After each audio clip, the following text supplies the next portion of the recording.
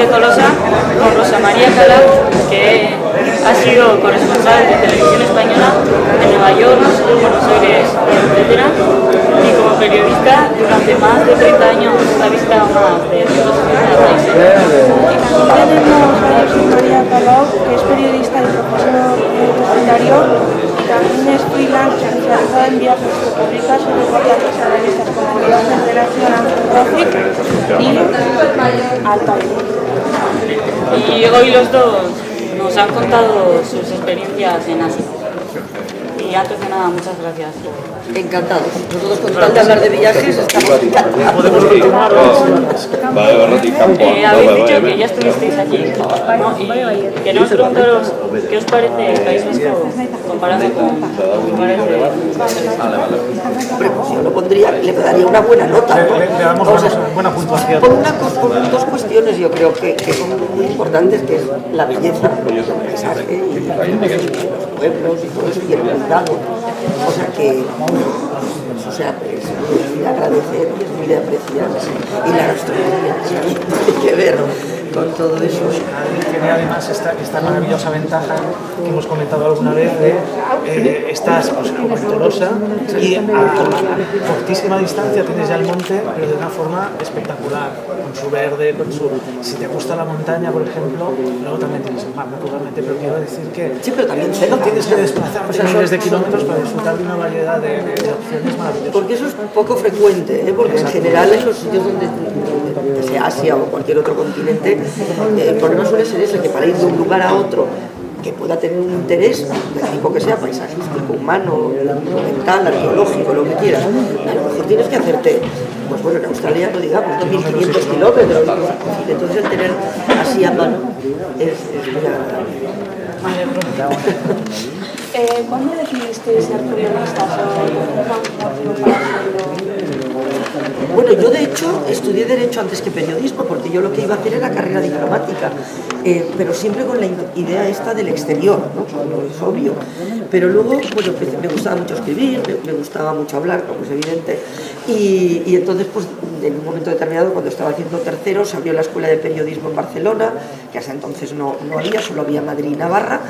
Y pensé, bueno, pues también me voy a poner a hacer periodismo. Empecé a hacer unas colaboraciones en Radio Barcelona, en un programa universitario, y terminé Derecho, me fui a Estados Unidos para preparar la entrada en la escuela diplomática, pero me di cuenta de que iba a poder hacer más lo que yo quería hacer, que era esto de contar el mundo y unir el exterior con el interior, siendo periodista que siendo diplomática. Pero no fue mi primera opción.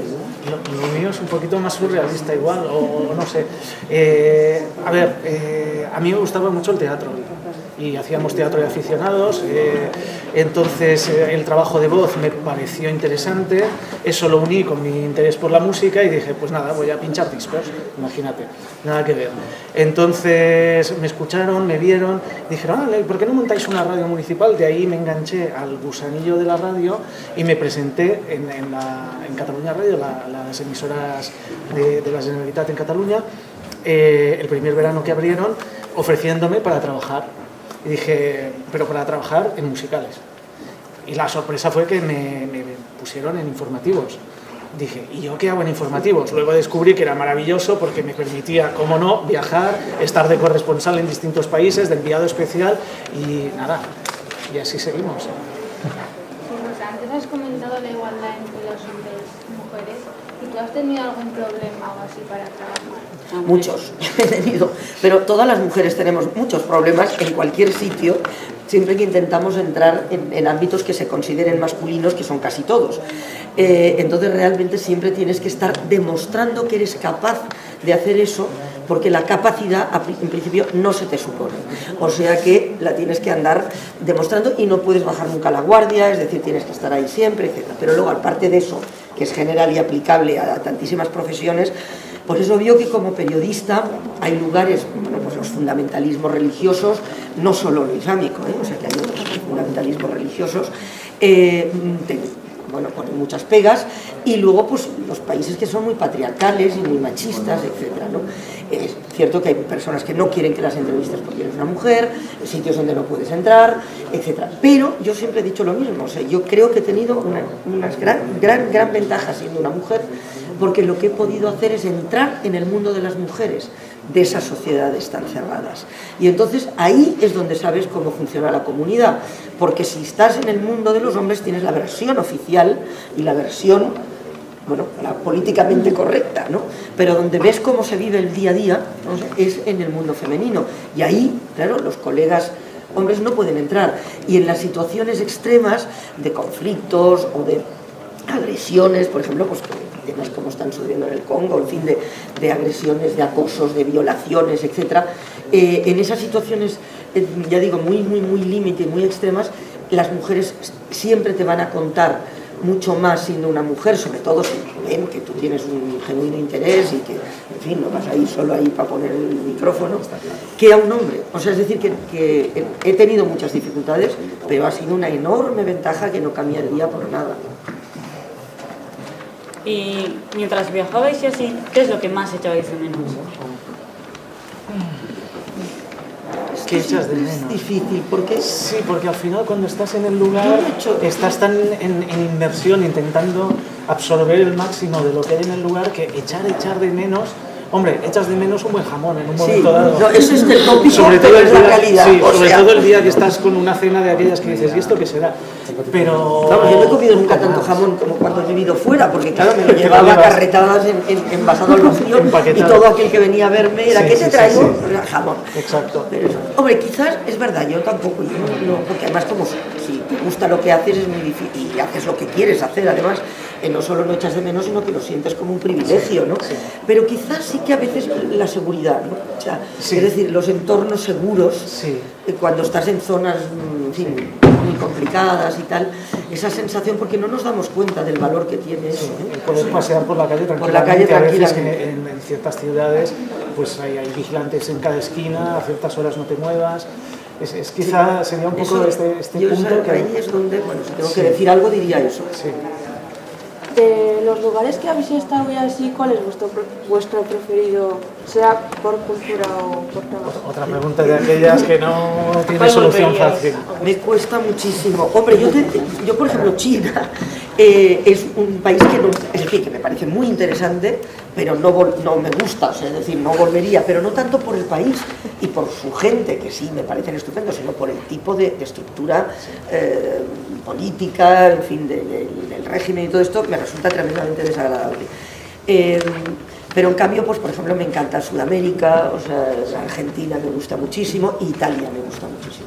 Yo, o sea, bueno, para mí, si no viviera aquí, no pudiera vivir aquí, pues viviría en Italia. Sí, yo diría... Yo tengo una cierta debilidad con Chile, porque es un país que tiene multitud de paisajes distintos, como es tan largo y estrecho, ¿no? Pues desplazándote solo por Chile tienes una serie de perspectivas de distintos lugares, como si viajaras por varios planetas, pero solo por un país. La gente además es absolutamente amable, hay lugares absolutamente increíbles como Atacama, como, no sé...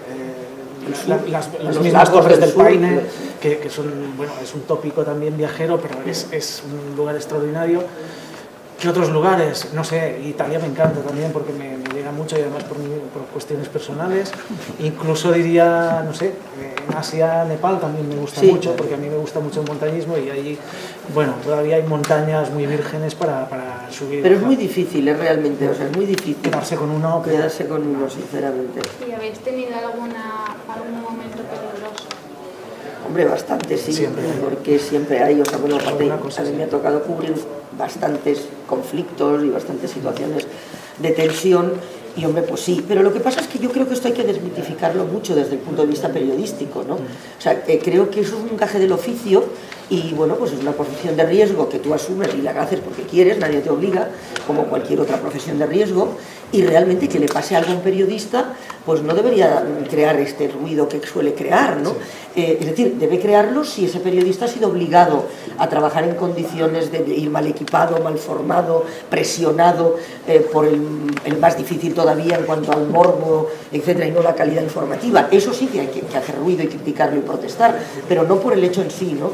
Y sobre todo porque yo creo que hay una injusticia tremenda entre cómo se valora el riesgo que corremos los periodistas extranjeros, ¿no? Y no se valora en absoluto el enorme riesgo, muy superior al nuestro, que corren los periodistas locales, ¿sabes? Y que trabajas con ellos y que te apoyas en ellos y que cuando les sucede algo a ellos no. Entonces es verdad que hay momentos difíciles, complicados y arriesgados y bueno, pues ahí están, pero ya está, o sea, no tiene mayor mérito. Sí, yo un poco en esta línea diría, no sé, yo estuve de corresponsal y enviado especial, sobre todo en Argelia y en los Balcanes durante los 5 años que duró aquella guerra, y cuando estás metido en la historia, a veces no eres tan consciente. No lo percibes, porque además tú en el fondo tienes un billete de vuelta. Y como decía mi compañera, nos encontramos a veces que te ayuda gente del país, que te hace de traductor, que se han encontrado en esa situación, que te tienen que echar una mano, porque es su manera de subsistir, y de repente, bueno, ellos se quedarán ahí y continuarán en peligro. O sea, tú estarás volviendo más o menos traumatizado quizá, o no, y punto. O sea, ellos no. Además, en principio, bueno, también es verdad que los conflictos cada vez se han complicado más, sí. Porque hace años, o sea, también yo desde la edad, o sea, pues los conflictos hace años las líneas eran más claras, ¿no? Donde estaban los frentes, donde se podía ir, donde no. Ahora es mucho más difuso. Y además hay otra cosa tremenda, y es que precisamente al haber hecho que los periodistas tengamos tanta importancia, o sea, como personaje, porque en el fondo se está haciendo una estética cinematográfica, ¿no? De la violencia, y que te convierten casi como en un actor, entonces ¿qué ha ocurrido? Que nos hemos convertido en objetivo, porque aquel que quiere llamar la atención sabe que la va a llamar más si ataca a un periodista que se ataca pues, a un local o a un cooperante o por supuesto a un militar. Sí. Y antes eso no era así, eras percibido como un observador incluso más o menos neutral, ¿no? Incluso. Entonces eso ha cambiado muchísimo. Bueno, pues muchas gracias por habernos dado esta gran oportunidad y ha sido un placer poder haceros preguntas. Pues encantadísimo. Gracias.